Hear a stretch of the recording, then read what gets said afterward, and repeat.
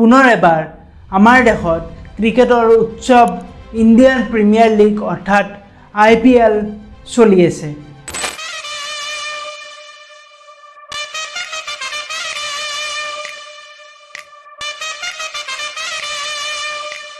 আৰু এইবাৰৰ IPLৰ prize money হ'ল 20 কোটি টকা।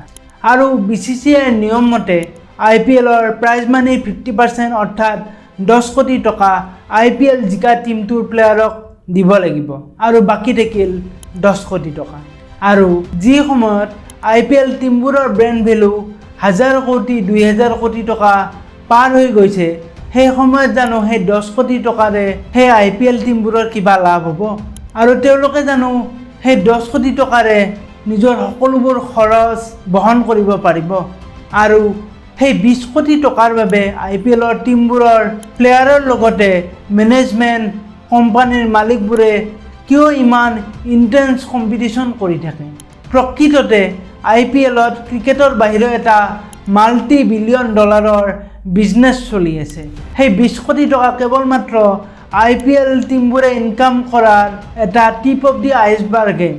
ইয়াৰ বাহিৰেও বিভিন্ন চ'ৰ্চৰ দ্বাৰা IPLৰ টিমবোৰে বহু কোটি টকা ইনকাম কৰি আহিছে। আৰু IPLৰ জন্মৰ কাহিনীটো মই আগৰ এটা ভিডিঅ'ত আলোচনা কৰিছোঁ। আপোনালোকে ওপৰত দিয়া আই বাটনত ক্লিক কৰি সেই ভিডিঅ'টো চাব পাৰে। বৰ্তমান সময়ত ইণ্ডিয়ান প্ৰিমিয়াৰ লীগক BCCIৰ মানি মেকিং মেচিন বুলি কোৱা হয়, কিয়নো বৰ্তমান সময়ত IPLৰ মাৰ্কেট ভেলু হৈছে প্ৰায় 90,000 কোটি টকা। আৰু সেই 90,000 কোটি টকাৰ মাৰ্কেট ভেলুক লক্ষ্য কৰিয়ে IPLৰ ব্ৰডকাষ্টিং ৰাইট আৰু IPLৰ স্পনচাৰশ্বিপৰ বাবে কোম্পানীবোৰে পানীৰ দৰে পইচা খৰচ কৰিবলৈও ৰেডি হৈ থাকে।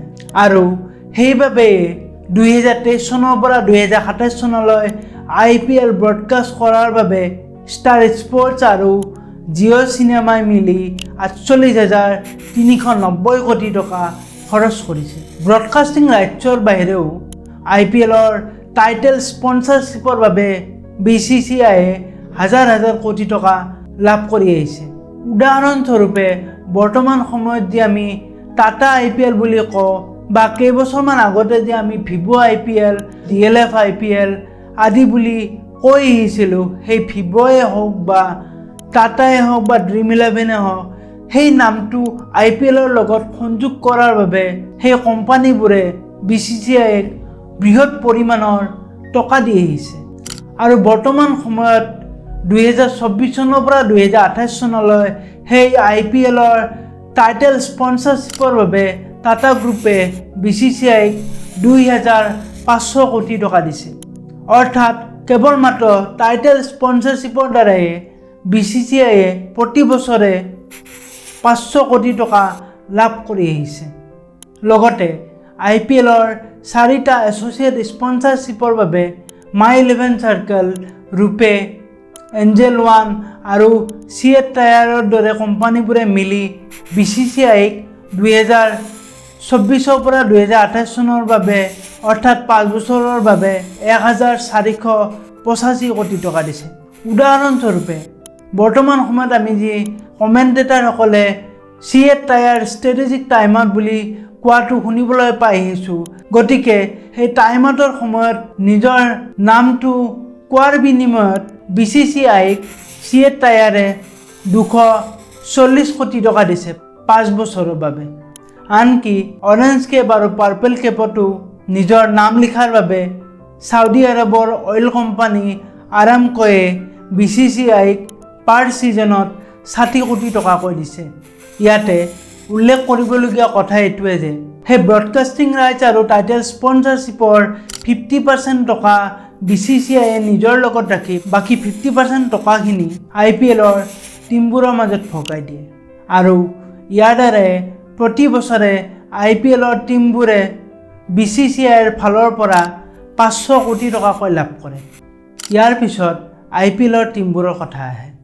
BCCIৰ পৰা ব্ৰডকাষ্টিং ৰাইটছ আৰু চেণ্ট্ৰেল স্পনচাৰশ্বিপৰ 50% টকা IPLৰ টিমবোৰে লাভ কৰাৰ পিছতো সেইখিনি টকা IPLৰ টিমবোৰৰ কাৰণে যথেষ্ট নহয়, কিয়নো প্ৰতি বছৰে কেৱল IPLৰ টিমবোৰে লজিষ্টিক্স আৰু ট্ৰেভেলিঙৰ নামত প্ৰায় 200 কোটিকৈ টকা খৰচ কৰি আহিছে। গুৰুত্বপূৰ্ণ কথা এইটোৱে 2022 চনৰ আগতে IPLত 8টাকৈ টিমে কম্পিট কৰি আছিল, কিন্তু 2021 চনত BCCIয়ে 2022 চনৰে পৰা IPLত 10টাকৈ টিমৰ কম্পিটিশ্যন হ'ব বুলি ঘোষণা কৰিছিল, অৰ্থাৎ 2টাকৈ নতুন টিমক এড কৰা হ'ব বুলি ঘোষণা কৰিছিল।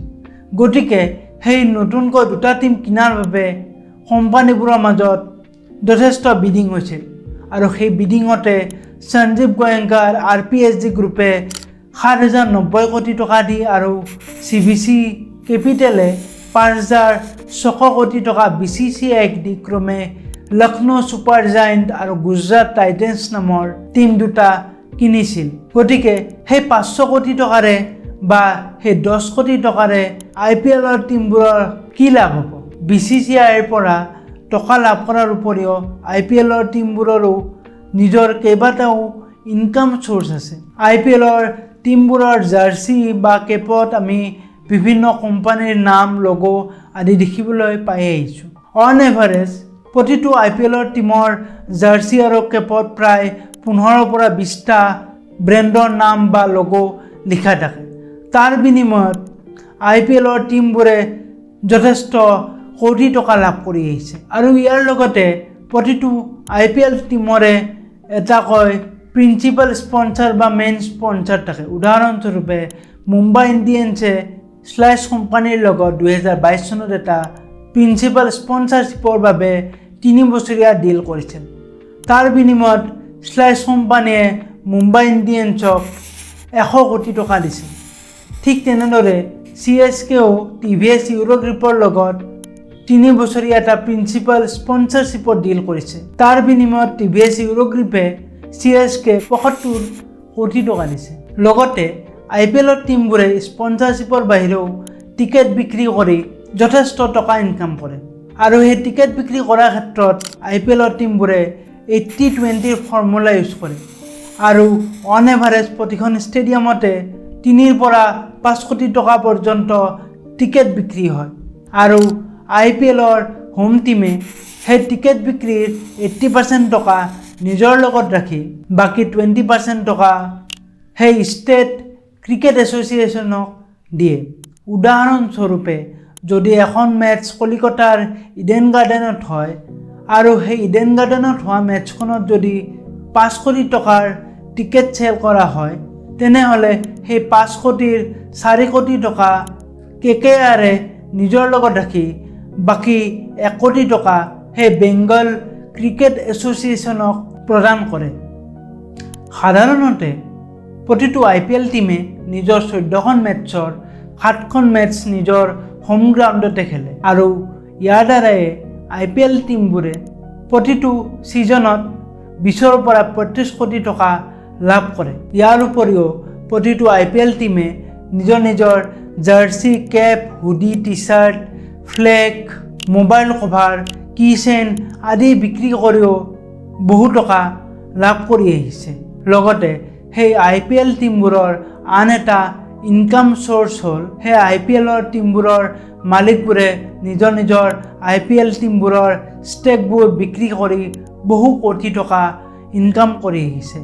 উদাহৰণস্বৰূপে 2008 চনত ৰাজস্থান ৰয়েলছক 508 কোটি টকা দি কিনা হৈছিল আৰু 2021 চনত সেই ৰাজস্থান ৰয়েলছৰ 15% অৰ্থাৎ 15% ষ্টেক কিনাৰ বাবে ৰেড বাৰ্ড কেপিটেল নামৰ কোম্পানীটোৱে ৰাজস্থান ৰয়েলছৰ মালিকক 312 কোটি টকা প্ৰদান কৰিছিল।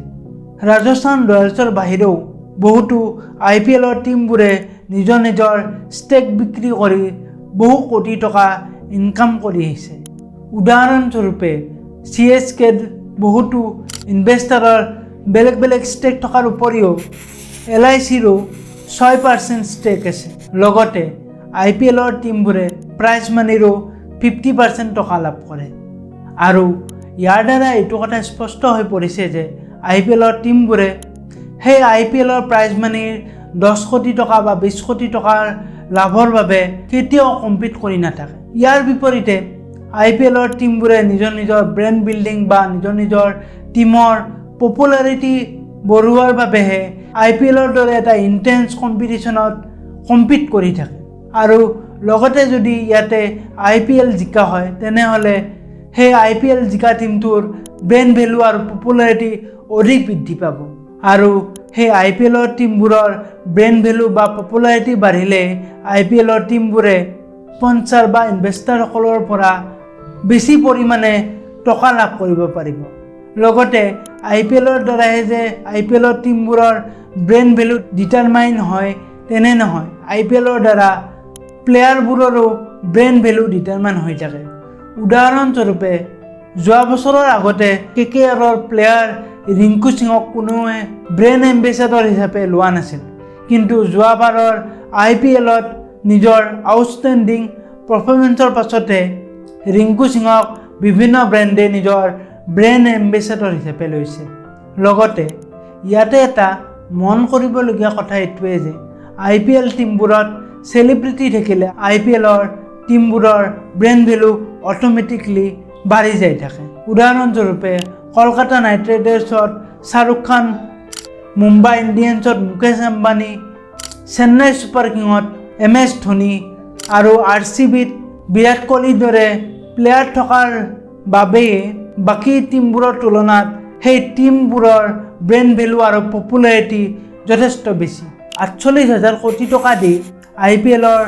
ব্ৰডকাষ্ট ৰাইটছ কিনা ষ্টাৰ স্পৰ্টছ আৰু জিঅ' চিনেমায়েও নিজৰটো লছ কৰি ইমান কোটি টকা কেতিয়াও খৰচ নকৰে আৰু সেই IPLৰ দ্বাৰা ব্ৰডকাষ্টাৰসকলে প্ৰতি বছৰে হাজাৰ কোটি টকা ইনকাম কৰি আহিছে ৰেডচিয়াৰ ষ্ট্ৰেটেজি কনচালটেণ্ট নামৰ কোম্পানীয়ে নিজৰ ৰিপৰ্টত উল্লেখ কৰা তথ্য মতে 2023 চনত IPLৰ দ্বাৰা 10,120 কোটি টকাৰ এড ৰেভিনিউ জেনেৰেট কৰা হৈছিল লগতে এই ৰিপৰ্ট মতে জিঅ' চিনেমা আৰু ষ্টাৰ স্পৰ্টছে 4,700 কোটি টকা IPLৰ টিমবোৰে 1,450 কোটি টকা আৰু BCCIয়ে 430 কোটি টকা লাভ কৰিছিল IPLৰ সময়ত কোম্পানীবোৰে নিজৰ ব্ৰেণ্ড ভেলু ইনক্ৰিজ কৰিবলৈ নিজৰ ব্ৰেণ্ডৰ পপুলাৰিটি বৃদ্ধি কৰিবলৈ ষ্টাৰ স্পৰ্টছ আৰু জিঅ' চিনেমাক বহু কোটি টকা দি আহিছে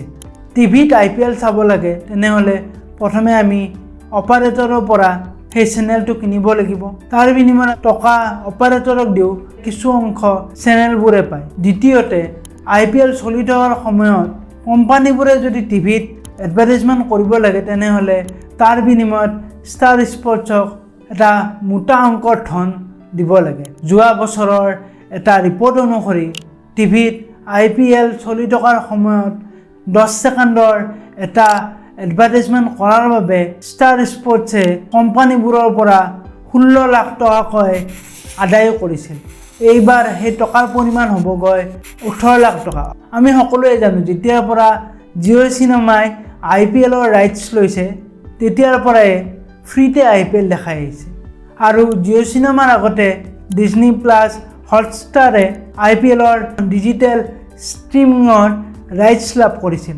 তাৰ বিনিময়ত আমি যদি মোবাইলত IPL চাব লাগিছিল তেনেহ'লে এটা ছাবস্ক্ৰিপশ্যন ফি ডিজনি প্লাছ হটষ্টাৰক দিব লগা হৈছিল ডিজনি প্লাছ হটষ্টাৰে প্ৰায় 2,500 কোটি টকা IPLৰ সময়ত ইনকাম কৰিছিল আৰু আমি মুকেশ আম্বানীৰ বিজনেছ টেকটিকৰ কথা জানোৱে প্ৰথমতে মুকেশ আম্বানীয়ে ফ্ৰীতে সকলো বস্তু দেখুৱাই সকলো সুবিধা প্ৰদান কৰাৰ পিছত সেইবোৰ সুবিধা পাবৰ বাবে আমি টকা দিব লাগে ঠিক তেনেধৰণৰ বিজনেছ ষ্ট্ৰেটেজিয়ে IPLৰ ক্ষেত্ৰতো মুকেশ আম্বানীয়ে গ্ৰহণ কৰিছে বৰ্তমান সময়ত যদিও আমি ফ্ৰীতে জিঅ' চিনেমাত IPL চাবলৈ পাইছোঁ কিন্তু অহা 1-2 বছৰৰ ভিতৰত IPL চাবৰ বাবে আমি জিঅ' চিনেমাৰ ছাবস্ক্ৰিপশ্যন ল'ব লগা হ'ব পাৰে চাবলৈ গ'লে IPLে সকলোৰে বাবে এটা উইন চিটুৱেশ্যনৰ ক্ৰিয়েট কৰিছে শেষত